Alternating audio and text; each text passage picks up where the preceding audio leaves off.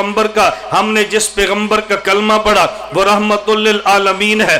اس کا معنی یہ ہے اگر کائنات کے ذرے ذرے میں ربوبیت خدا ہے تو کائنات کے ذرے ذرے میں رحمت مصطفیٰ بھی ہے۔ اگر پوری کائنات نے صحیح طریق پہ چلنا ہے تو پھر خدا کے حکموں کے مطابق چلنا ہے، لیکن حکم خدا براہ راست انسان خدا سے نہیں لے سکتا، تو درمیان میں واسطہ ہمیں پیغمبر کا لانا پڑا۔ اسی واسطہ پیغمبر کا نام ہے طریقہ مصطفیٰ۔ ہم یہ کہیں گے اگر دنیا کو صحیح رخ پہ چلنا ہے تو حکم خدا ضروری ہے، لیکن تنہا حکم خدا نہیں چاہیے، حکم خدا کے ساتھ طریقہ مصطفیٰ بھی چاہیے۔ تعلیمات پیغمبر کا خلاصہ یہ ہے ہم حکم خدا کو مانتے ہیں، طریقہ مصطفیٰ کو مانتے ہیں۔ میں اس کے لیے اب چند ایک باتیں شروع کرتا ہوں۔ اگر خدا نے حکم قرآن میں دیا ہے کہ تم نکاح کرو، لیکن نکاح کیسے کریں گے؟ طریقہ مصطفیٰ چاہیے۔ اگر ہم نے نکاح کیا ہے ہم نے خواہش کی بنیاد پہ نہیں کیا، ہم نے پیغمبر کی سنت سمجھ کے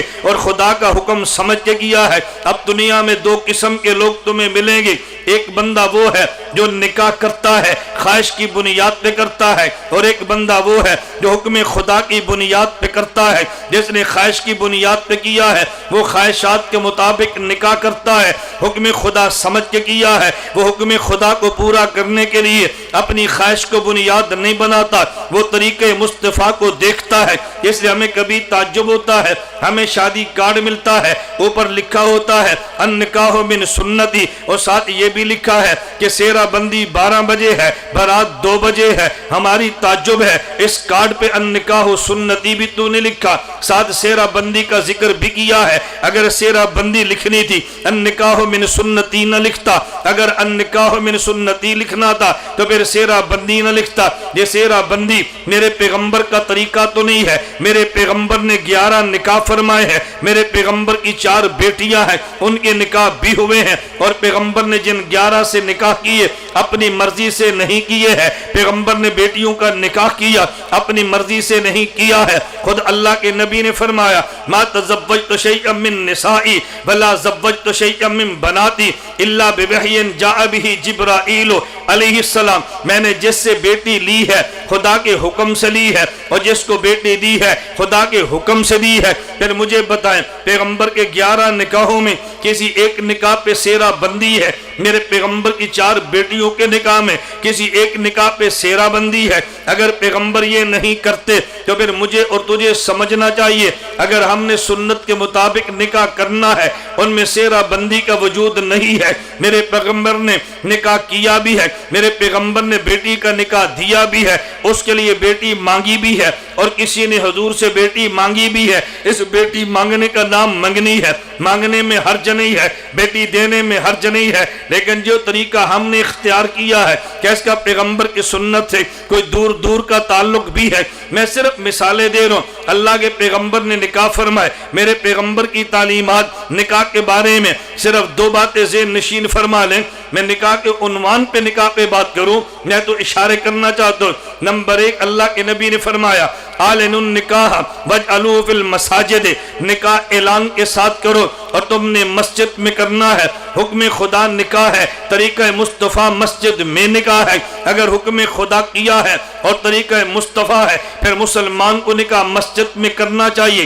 میرے پیغمبر کی دوسری تعلیم اس حوالے سے یہ ہے ان اعظم النکاح برکتن ایسرہ معونتن، کہ جس نکاح میں خرچہ تھوڑا ہوگا اس میں برکتیں زیادہ ہوں گی۔ آپ خود سمجھے جب خرچے بڑھ جائیں گے تو برکتیں کم ہو جائیں گی۔ آج ہر بندہ پریشان ہے، ابھی 1 ماہ نہیں گزرتا، 1 ماہ کو چھوڑیں، 1 دن کو چھوڑیں، اسی دن کی باتیں ہیں۔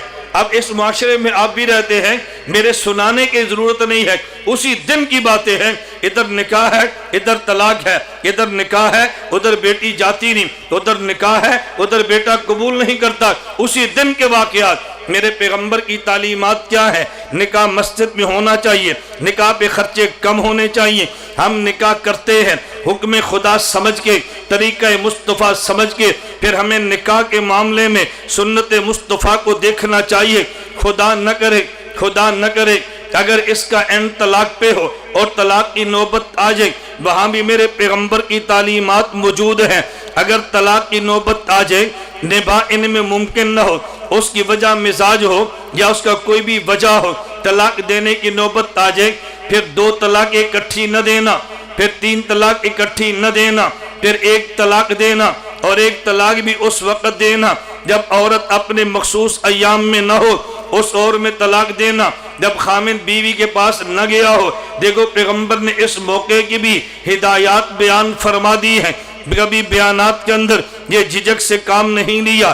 شریعت کے مسئلے بیان کرتے وقت اگر جھجک سے کام لیا جائے تو شریعت کے مسائل کو سمجھانا اور امت تک پہنچانا کتنا مشکل ہے۔ میں نے کہا پیغمبر کا حکم، خدا کا حکم ہے نکاح کرنا، طریقہ پیغمبر کا ہے، ہمیں اس کے مطابق چلنا چاہیے۔ نکاح ہو گیا، خدا نے اولاد عطا فرما دی ہے، اب دیکھیں اولاد خدا نے دی ہے تو پھر معاملہ خدا کے حکم کے مطابق اور پیغمبر کی سنت کے مطابق ہونا چاہیے۔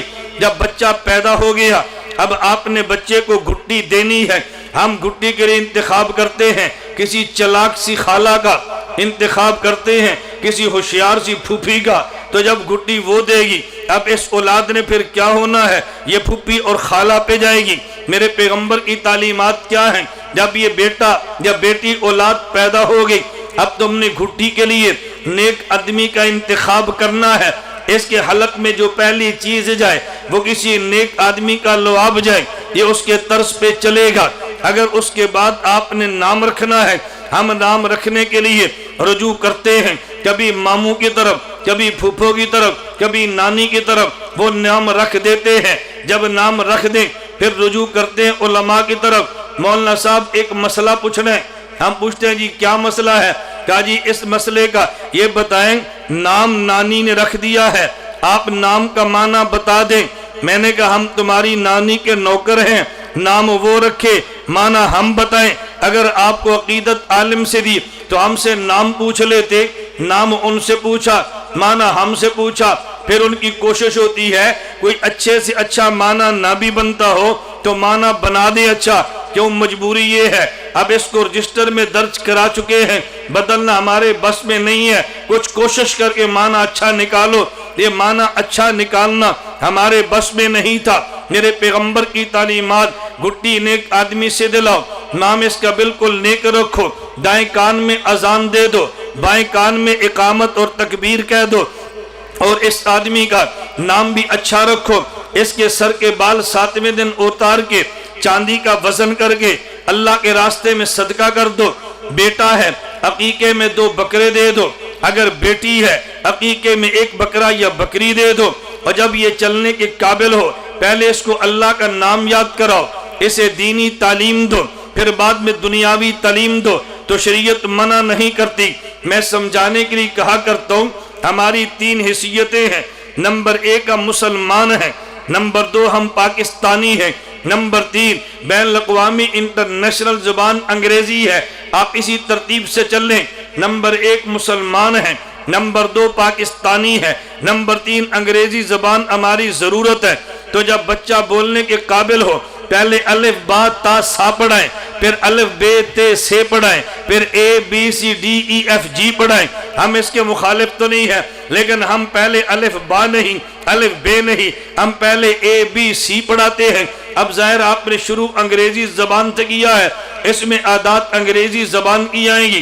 اگر پہلے عربی زبان پڑھا لیتے، اپنے ملک کی زبان سکھا لیتے، پھر بچے کو انگلش سکھا لیتے، ہم نے انگلش سے منع تو نہیں کیا، لیکن میرے پیغمبر کی تعلیمات یہ ہے، ہم اس معاملے میں تعلیمات پیغمبر کو یکسر رد کر دیتے ہیں۔ میری بات پہ ناراض نہ ہونا، ہم نے بچے کا نام بھی شریعت کے مطابق نہیں رکھا، بچے کی تربیت بھی شریعت کے مطابق نہیں رکھی، بچے کو دنیا بھی دی ہے، شریعت کے مطابق نہیں دی۔ جب یہ بچہ بڑا ہوا، اب اس کی شادی کا دور آتا ہے، اب باپ بھی روتا ہے، ماں بھی روتی ہے۔ ہم نے بیٹا بھیجا تھا انگلینڈ پڑھنے کے لیے، وہ کہتے ہیں میں نے شادی بھی وہاں کرنی ہے، مولانا صاحب کوئی تعویذ دے دو، یہ بغیر بیوی کے اکیلا آ جائے۔ میں نے کہا ادھر سے وہ تعویذ لے گا اپنے پیر سے، میں نے بیوی کے ساتھ جانا ہے۔ آپ نے تعویذ لیا یہ بیوی کے بغیر ہے، اس نے پیر سے تعویذ لیا میں بیوی کے ساتھ جاؤں۔ اب بتاؤ ہمارے تعویذوں نے آپس میں لڑنا نہیں ہے، ہمارے لوگ کہتے نہیں ہم کچھ نہ کریں، اب تعویذ سے لڑے۔ حکیم الامت مجدد الملت مولانا اشرف علی تھانوی نور اللہ مرقدہ حضرت کے پہلوان ایک مرید تھے، حضرت کی خدمت میں آئے اور حضرت سے عرض کرنے لگے حضرت کل میری کشتی ہے، آپ مجھے تعویذ عنایت فرمائے۔ حکیم الامت تھانوی فرمانے لگے جو تیرا مخالف پہلوان ہے کوئی پیر اس کا بھی ہوگا؟ کہا جی ہو سکتا ہے۔ فرمایا وہ اپنے پیر سے تعویذ لے گا، میں نے کشتی کرنی ہے، تو نے تعویذ مجھ سے لیا، میں نے کشتی کرنی ہے۔ اب مجھے بتا پیروں کے تعویذ نے کشتی کرنی ہے یا پیروں کے مرید پہلوانوں نے کشتی کرنی ہے؟ کہا جی کشتی تو ہم نے کرنی ہے۔ فرمایا پھر تعویذ کی ضرورت کیا ہے؟ پھر ایکسرسائز کرو، بادام کھاؤ، خوراک کھاؤ اور کھاڑے میں اتر کے لڑو۔ یہ میں وہ باتیں کہتا ہوں جو حقائق ہے۔ والدین بھی تعویذ لیتے ہیں، لڑکا بھی تعویذ لیتا ہے، لڑکی بھی تعویذ لیتی ہے، تینوں تعویذ لیتے ہیں۔ اور ہر آدمی، مجھے آج کی بات ہے ایک خاتون نے مجھے فون کیا کہ مولانا صاحب ہم فلاں پیر سے تعویذ لے رہے ہیں، 3 بہنیں ہیں نکاح کے لیے تعویذ لے رہے ہیں۔ میں نے کہا بھی تو تے تعویذ اتار دے، تو تے میں نے فون کر لیا ہے، باقی بہنوں کو بعد میں دیکھیں گے، تو اتار اس مسئلے کو۔ ہم تعویذ کے مخالف نہیں ہیں، میں جو بات سمجھانا چاہتا ہوں اس کو آپ ذہن میں رکھنا۔ میں نے کہا تعلیمات پیغمبر کا ہم نے خیال نہیں کیا، اب ہمیں تعلیمات پیغمبر یاد کب آتی ہے؟ جب بچہ جوان ہوتا ہے، وہ مال کماتا ہے، ماں کہتی ہے مجھے دیتا نہیں، باپ کہتے ہیں مجھے دیتا نہیں، ہماری مرضی کے مطابق نکاح کرتا نہیں، ہم روتے ہیں رات کو گھر آتا نہیں، چھٹیوں میں ہمارے پاس رہتا نہیں۔ مولانا صاحب اس بچے کو بتاؤ شریعت کیا کہتی ہے، اس کو بتاؤ دین کیا کہتا ہے، اس کو بتاؤ ماں کا حق کیا ہے، اس کو بتاؤ باپ کا حق کیا ہے، اس کو سمجھاؤ۔ بالکل اسی طرح کا واقعہ امیر المومنین حضرت عمر رضی اللہ عنہ کے دور میں آیا۔ حضرت عمر کے پاس ایک بوڑھے بابا جی آئے، اپنے ساتھ نوجوان بیٹے کو لائے، کہا امیر المومنین میرے بیٹے کو تنبیہ کریں، میرا ادب نہیں کرتا، میری عزت نہیں کرتا، میرا خیال نہیں کرتا، اس میرے بیٹے کو سمجھائیں۔ سمجھانے کا معنی کہ درے سے اصلاح کریں۔ حضرت عمر رضی اللہ عنہ نے اس نوجوان سے پوچھا تیرے ابو جی ٹھیک کہتے ہیں؟ اس نے کہا امیر المومنین بالکل ٹھیک کہتے ہیں۔ تو حضرت عمر نے پوچھا تو ایسا کیوں کرتا ہے؟ اگر تو ٹھیک ہو تجھے سزا کے طور پہ درے ماروں گا۔ وہ نوجوان بیٹا کہنے لگا امیر المومنین مجھے یہ فرمائیں ایک بات میں بھی پوچھ سکتا ہوں؟ فرمایا پوچھو۔ اس نے کہا جی میرے ذمے باپ کے سارے حق میں مانتا ہوں، مجھے یہ بتائیں کوئی میرا حق میرے باپ کے ذمے بھی ہے؟ فرمایا بنیادی طور پہ تیرے باپ کے ذمے 3 حق تھے۔ نمبر 1 اچھی عورت سے نکاح کرتا تاکہ اولاد کی ماں نیک ہوتی۔ نمبر 2 تیرا نام ٹھیک رکھتا۔ نمبر 3 تجھے دین کی تعلیم دیتا۔ اس نوجوان نے کہا میرے باپ سے پوچھو اس نے بازاری لونڈی سے نکاح کیا ہے، میرے باپ سے پوچھو میرا نام جول، یہ گوبر کا کیڑا یہ میرا نام رکھا ہے، مجھے ایک دن بھی کسی دینی ادارے میں تعلیم کے لیے نہیں بھیجا۔ حضرت عمر نے فرمایا بابا جی یہاں سے تشریف لے جاؤ، پہلے اولاد کی حق ادا کرو پھر اولاد سے حق کے مطالبے کرو۔ ہمیں تعلیمات پیغمبر تب یاد آتی ہے جب بیٹا بات مانتا نہیں ہے، جب یہ بات مانتا ہے سمجھانے کے لیے تیار نہیں ہے۔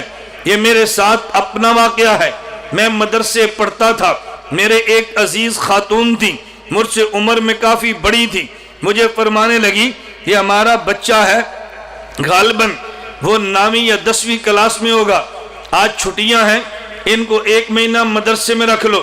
میں نے مشکل سے مدرسے سے اجازت لی، خصوصی طور پہ داخلہ دلوایا، بھئی 1 مہینے کے لیے اس کو رکھ لیں۔ موت میں صاحب مان گئے، وہ بچہ 1 ماہ مدرسے کے ماحول میں رہا، جب واپس گھر گیا اس کے سر پہ ٹوپی، واپس گھر گیا شلوار ٹخنوں سے اوپر، واپس گھر گیا اس نے کہا امی میں ٹی وی نہیں دیکھتا۔ اس کی ماں نے آئندہ مہینے مدرسے نہیں بھیجا اور مجھے کہنے لگی میں نے اس لیے مدرسے نہیں بھیجا تھا سر پہ ٹوپی پہن لے اور مولوی بن جائے، اس لیے نہیں بھیجا تھا یہ ستھن اپنے گٹیاں تو اتے ٹوگ لے، میں نے اس لیے نہیں بھیجا تھا یہ ٹی وی پر ہمیں بھی منع کرے۔ میرا مقصد تو یہ تھا ماں کی بات مانے، ابو کا ادب کرے، مدرسے سے سیکھ کر آئے۔ میں نے کہا اس کا مطلب یہ ہے ہم اتنی تعلیمات پیغمبر چاہتے ہیں جس سے ہمارا کام بنے، وہ تعلیمات پیغمبر نہیں چاہتے جس کے لیے انسانیت کا کام بنے۔ ہم نے نکاح کیا، اگر حکم خدا سمجھا ہے پھر طریقہ مصطفیٰ بھی دیکھو، اولاد کے ساتھ معاملہ اگر حکم خدا ہے تو پھر طریقہ مصطفیٰ بھی دیکھو۔ ہم نے تجارت کرنی ہے، شریعت